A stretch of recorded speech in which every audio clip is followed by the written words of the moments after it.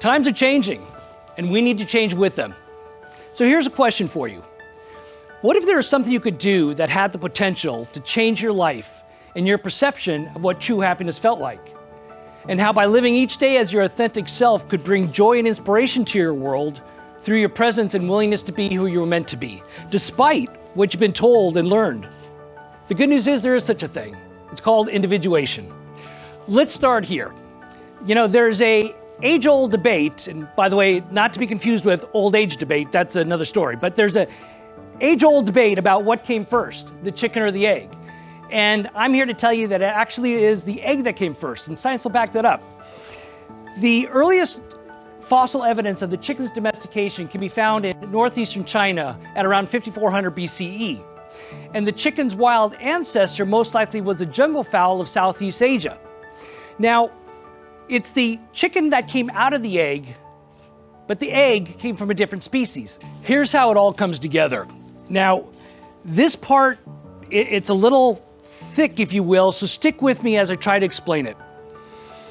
Most of us in life have become who we believe others believe we're supposed to be.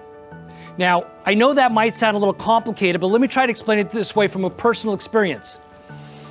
I was a banker for 20 years, and I got into banking because I believed that my mother believed I was supposed to be a banker, or I should be a banker, right? Now, it didn't mean that I wanted to be a banker. It didn't mean that she wanted me to be a banker, but I believed that she believed I should be a banker. 20 years later, I finally went through a phase of individuation.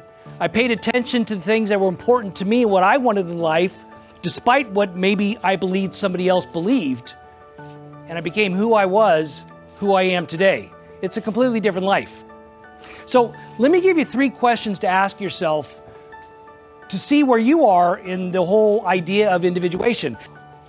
Is who you are who you're meant to be? Is who you are who you're meant to be?